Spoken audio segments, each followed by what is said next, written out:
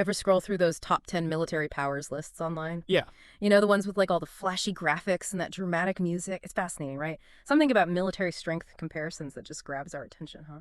Yeah, definitely a topic that sparks curiosity and yeah, sometimes even like a little bit of anxiety too, right? I mean, Yeah. it's natural to kind of wonder about who holds the upper hand, Yeah. especially I think in a world that can feel pretty uncertain these days, right? Yeah, exactly. And, you know, you in particular were curious about the US and Russia, specifically who's got the edge militarily in 2024.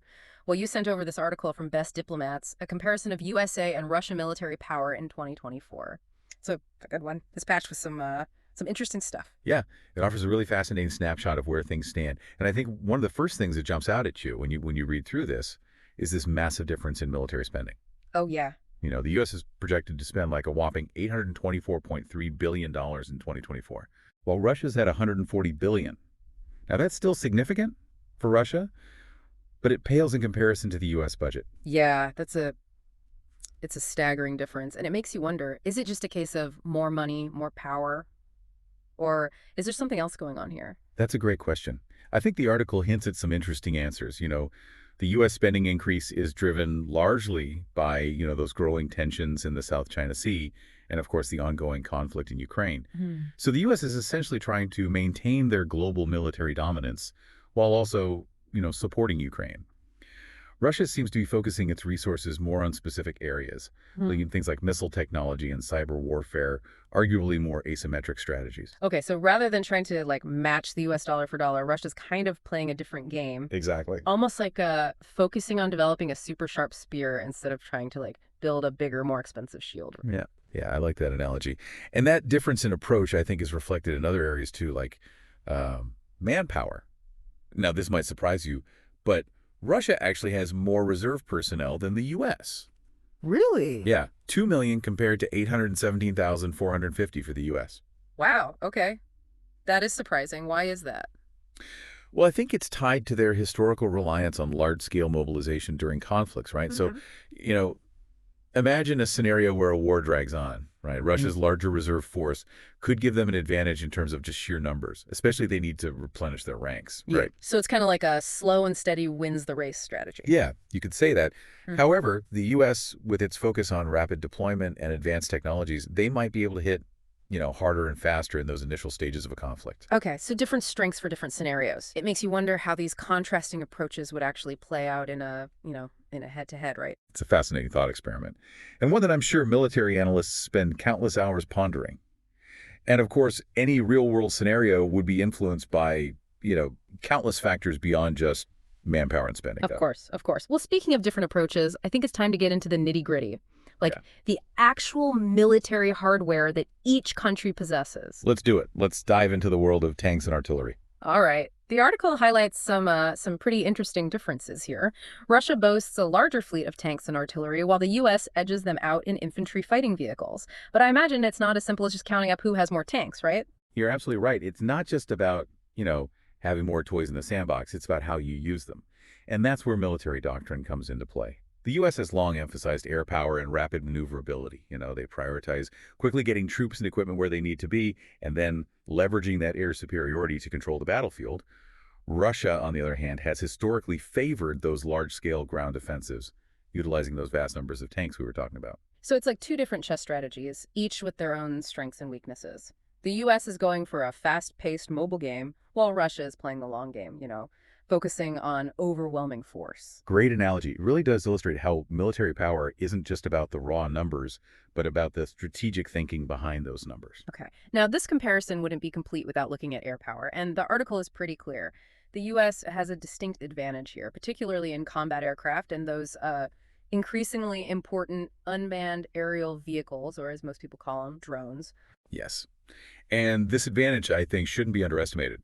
The U.S. boasts, 1,574 combat-capable aircraft compared to Russia's 1,153. Yeah. But the disparity in drone technology is even more pronounced. 261 for the U.S. versus less than 50 for Russia. Wow. That's a huge difference. I know drones have become a real game changer in modern warfare, but why is that gap so significant? Well, drones offer this unique set of capabilities. Think about it. Unparalleled reconnaissance abilities the potential for pinpoint strikes without risking pilots, and even the ability to strike deep into enemy territory without putting boots on the ground. So that technological gap could really tilt the scales in a conflict, especially in those early stages where gaining intelligence and striking quickly are crucial. Exactly. It's a trend that's worth watching closely in the coming years as the technology continues to advance and becomes even more integrated into military strategies. All right. So we've covered land and air. What about the seas? Does one country have a clear advantage when it comes to naval power? Without a doubt, the U.S. Navy is the undisputed heavyweight champion of the world's oceans. They have a significantly larger fleet than Russia, with more of everything: aircraft carriers, submarines, you name it. I mean, the article points out a pretty striking statistic. The US has 11 aircraft carriers, while Russia has just one. That's a pretty big difference. What does that tell us about their naval strategies? It underscores the strategic importance of sea control, right? Having a robust naval presence allows a country to project power globally.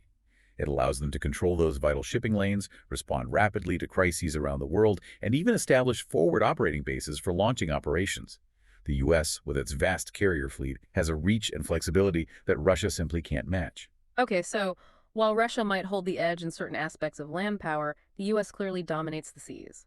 But if we're talking about global power, there's one more piece of the puzzle we can't ignore, and it's a pretty heavy one: nuclear weapons. Yeah, it's the elephant in the room, a topic that always brings a certain level of, well, gravitas, I guess you could say, to any discussion of military power. No kidding. The article cites a 2024 report from the Federation of American Scientists, and the numbers are, well, they're pretty sobering. Both the US and Russia possess thousands of nuclear warheads, each one capable of unimaginable destruction.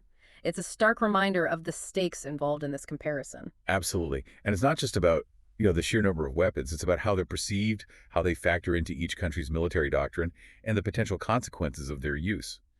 Russia, in particular, has a nuclear doctrine that incorporates this concept of escalate to de-escalate. Okay, escalate to de-escalate. Now, that phrase sounds a little paradoxical. Can you explain what that actually means? Sure. Essentially, it means that Russia reserves the right to use nuclear weapons, even in response to a conventional attack, if it perceives an existential threat to its national security. So they might escalate a conflict to a nuclear level as a way to force de-escalation and achieve their objectives. That's a high risk, high reward strategy, one that's designed to, deter adversaries by demonstrating a willingness to use the most powerful weapons in their arsenal. Precisely. And it's a doctrine that has, generated considerable debate and concern within the international community. It's a lot to unpack, for sure. But before we get too deep into the complexities of nuclear strategy, I think it's time to shift gears and talk about a different kind of battlefield: cyberspace. Ah, yes. The domain where the lines between war and peace, military and civilian, are increasingly blurred. The article mentions those cyber attacks that Russia launched against Estonia and Georgia back in 2007. Those are really eye-opening, I think, in terms of how conflict was evolving and how vulnerable even seemingly stable nations could be. Oh, absolutely. Cyber attacks can be incredibly disruptive, targeting critical infrastructure, financial systems, even election processes. And I think one of the biggest challenges with cyber warfare is attribution. It can be incredibly difficult to definitively prove who's behind an attack, which makes retaliation and deterrence that much more complex. Yeah, it's almost like this shadowy world where the rules of engagement are still being written and the potential consequences are enormous.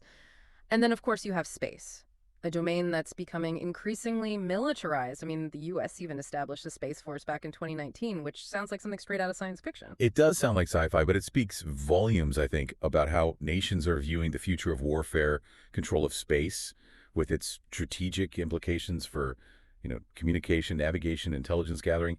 It's likely to become even more contested in the coming years. Yeah, it's fascinating to think about how these new domains, cyberspace and space, are kind of reshaping the very definition of military power. But before we venture too far into the future, I want to touch on one final aspect of our comparison here: those elite, highly trained units that operate in the shadows. Special Operations Ah, Forces. yes, the tip of the spear. Hmm. The units that often undertake the most, dangerous and sensitive missions. Right. The article highlights the size and mission of both USOCOM, which stands for United States Special Operations Command, and the Russian Special Operations Forces. USOCOM is significantly larger, with roughly 65,800 personnel, compared to Russia's estimated 2,000 to 2,500. And that difference in size, I think, reflects the different roles that special operations forces play in each country's military doctrine. USOCOM is involved in, a wide range of missions globally, from counterterrorism operations to unconventional warfare. The Russian Special Operations Forces, while smaller, are highly trained and capable, often focusing on specific objectives that align with Russia's strategic goals. So we've covered a lot of ground here, from tanks and planes to cyber warfare and special operations forces. It's clear that both the U.S. and Russia possess some impressive military capabilities.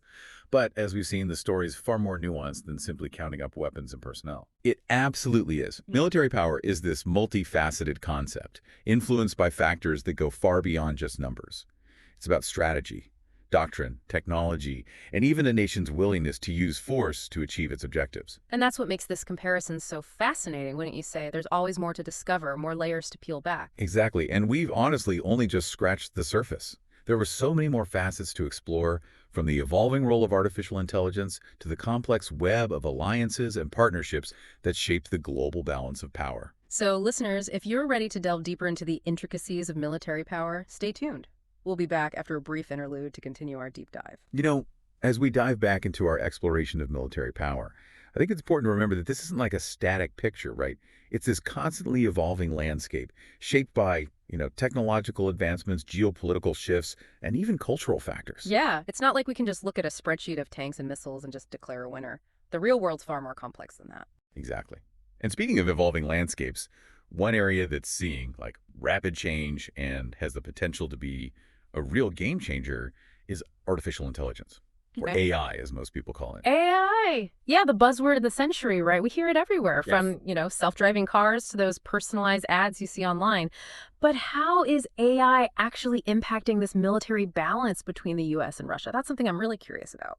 Well, imagine a world where you have autonomous drones making decisions in the blink of an eye without any human intervention, Mhm. or algorithms that can, sift through mountains of data to predict an enemy's movements before they even know what they're going to do. Okay, so we're not talking about like, the Terminator or anything, right? Yeah. But it does sound a little bit like, something out of a science fiction movie. Yeah. I guess that line between like fiction and reality is getting blurrier all the time. It really is. And this isn't just theoretical either. Both the U.S. and Russia are investing heavily in AI research and development, seeking to integrate these technologies into their military strategies. But isn't there a huge risk involved with that? I mean, what happens if these, AI systems malfunction or get hacked? The consequences could be catastrophic. You've hit on, I think, one of the biggest ethical dilemmas surrounding AI in warfare, Mm. the question of human control, right? Yeah. How much autonomy do we give to machines? Who's ultimately responsible when things go wrong? Yeah. These are questions that are being debated right now, Yeah. not just in, military circles, but in society as a whole. Yeah, it's fascinating and a little bit terrifying at the same time. It's essentially like giving machines the power to make life or death decisions. It makes you wonder if we're, opening Pandora's box here. It's a technology with a potential for both, immense good and immense harm. And I think that's why the conversations surrounding ethical guidelines, international agreements on the use of AI in warfare are so important. Okay, so we've talked about, spending, manpower, the different domains of warfare, right? Land, air, sea, cyber, even space. We've touched on nuclear weapons and the rise of AI. Anything else we need to consider when comparing the military power of these two nations? Well, no discussion of military power would be complete without considering alliances and partnerships. Yeah. It's not always about going it alone. Yeah. Having strong allies can be a real force multiplier, especially on the global stage. Kind of like, having backup in a street fight. A rather blunt analogy, but I see your point. Both the U.S. and Russia have this network of allies and partners around the world, and these relationships, they provide all sorts of benefits, Mhm. logistical support, access to bases, intelligence sharing, and even boots on the ground in times of conflict. And these alliances, they're not like set in stone, are they? They can shift and change over time, depending on, political winds and national interests. It's like this giant game of geopolitical chess where the pieces are constantly being moved around the board. Exactly. The global balance of power is in constant flux. Alliances are formed, dissolved, renegotiated as nations respond to changing circumstances and pursue their own goals. It's a dynamic process that makes predicting the future incredibly difficult. So trying to determine who has the upper hand militarily, the US or Russia, it's a bit like trying to hit a moving target. There's no easy answer. There's no simple equation. It's this multifaceted question with countless variables. And as we've been discussing, these variables are constantly in motion. So where does that leave us? If even the experts can't give us a definitive answer, how are we supposed to make sense of all this? I think the key is to approach this topic with a critical and discerning eye. To be aware of the nuances, the limitations of any single metric, and that ever-changing nature of warfare itself, It's not about declaring a winner or a loser. It's about understanding the factors at play, the potential risks, the opportunities, and ultimately the implications for global security. So you're suggesting we focus more on understanding the complexities rather than seeking a simple answer, which, let's be honest, probably doesn't exist. Exactly. And that understanding requires us to, go beyond just comparing tanks and missiles. We need to consider the strategic thinking behind those weapons, the political and economic factors that influence their use, and, the ethical implications of wielding such immense power. Yeah, that's a lot to process, but it's definitely making me think about this topic in a whole new light. It's not just a military comparison, it's a reflection of, global power dynamics, technological advancements, and the choices that nations make on the world stage. And these are choices that have consequences for all of us, regardless of where we live or what our personal beliefs are. So, understanding military power is also about understanding our own place in the world and the forces that shape our lives. Absolutely. Hmm. And it's an understanding that requires, I think, constant learning, questioning, and engaging with diverse perspectives. Well, you've certainly given me a lot to think about. And actually, something you said earlier kind of triggered a thought. Remember when we were talking about the US military budget and how a big chunk of it's going towards, supporting Ukraine? It makes me wonder how other regional conflicts, like, the ones that are going on in Syria and Yemen, how they factor into this whole global military balance. That's an excellent observation. And it brings us to a crucial point. The U.S.-Russia dynamic, while important, is just one piece of a much larger puzzle. There are countless other actors and conflicts that shape the global security landscape. So we've been focusing on these two major players, but we need to zoom out and look at the bigger picture. Precisely. It's easy to get caught up in this U.S.-Russia rivalry, but the world is far more complex than that. And to truly grasp the nuances of military power, we need to consider other regions, other actors, other dynamics. It's like we've been looking at a close-up of a single tree. But now it's time to step back and see the whole forest with all of its, interconnectedness and complexity. A perfect analogy. And that's exactly what we'll do in the next part of our deep dive. We'll widen our lens, step outside the U.S.-Russia paradigm, and explore the broader geopolitical landscape, including those regional conflicts you mentioned. I'm already intrigued. I can't wait to see what other insights we uncover as we, delve deeper into this global tapestry of military power. It's a journey that promises to be both fascinating and thought-provoking. All right, welcome back to our deep dive into global military power. Before the break, we were talking about, expanding our view beyond just the US and Russia. It's like we were examining a single piece of this giant puzzle. But now it's time to see how all the pieces fit together. Exactly. The world stage is this complex tapestry of actors, alliances, regional dynamics, Yeah. Focusing just on the U.S. and Russia. While important, it doesn't give us that full picture. So where do we even begin to, untangle this global web of military power? It's a bit daunting, to be honest. Yeah. Well, one way to approach it, I think, is to look at specific regions and the dynamics within them. So instead of trying to grasp, the entire world at once, we can break it down into smaller, more digestible pieces. Right? Okay, I like that approach, like focusing on one section of a map at a time. So what region should we explore first?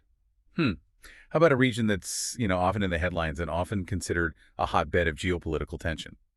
Middle East. The Middle East, yeah, it's a region with, a long and complex history, multiple players all vying for influence, and let's be honest, some serious military firepower. Where do we even begin to unpack that? Well, you have countries like Iran with its ambitions for, regional dominance and its ongoing development of ballistic missiles.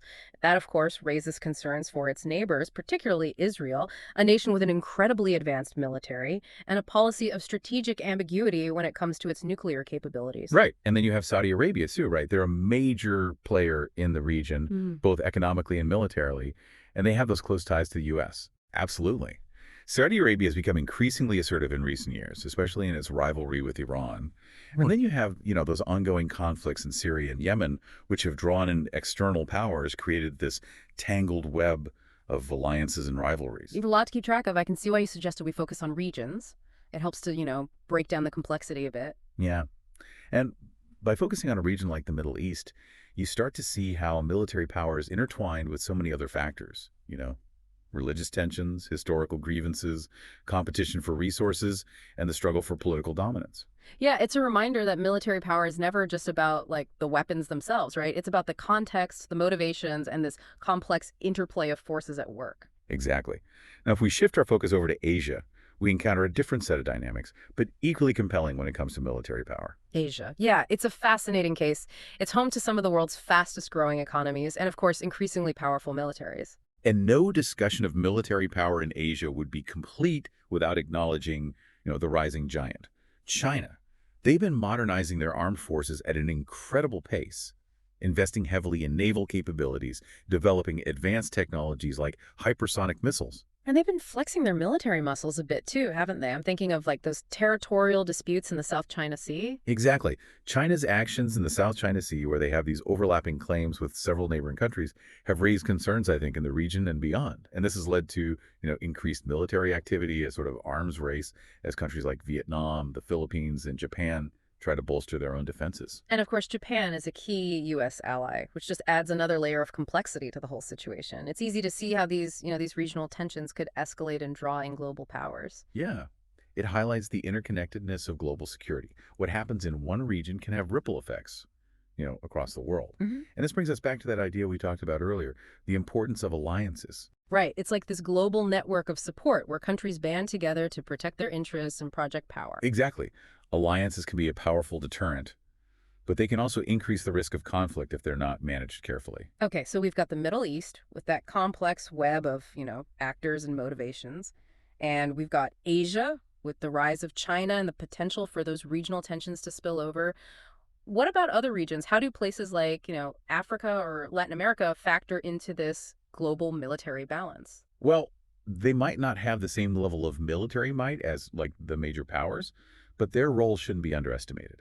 Africa, for example, has experienced a surge in armed conflicts in recent years, fueled by things like political instability, ethnic tensions, the proliferation of small arms. It's a reminder that military power exists on a spectrum, Hmm. and even smaller nations can have a significant impact on regional and even global security. Absolutely. And then you have Latin America, where countries like Brazil are emerging as regional powers, modernizing their militaries, asserting their influence in the region. So as we zoom out and consider this bigger picture, it becomes clear that the global military landscape is far more, intricate and interconnected than we might initially perceive. It's this constantly shifting mosaic with regional powers, emerging actors, and those complex webs of alliances all playing a role. Yeah. And while military might is certainly a factor in shaping this landscape, it's important to remember that it's not the only factor. Right. We've talked about this throughout our deep dive. It's about so much more than just, counting up tanks and missiles.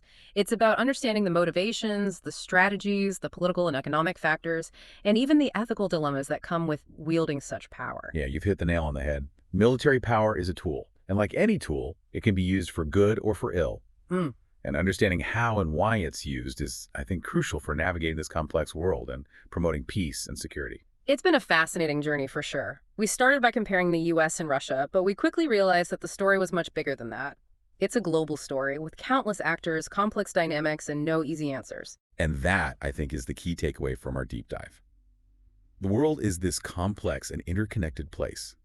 And understanding military power requires us to, think critically, to question assumptions, and to engage with diverse perspectives. It's not about having all the answers. It's about asking the right questions and being willing to learn and adapt as the world changes around us. Well said.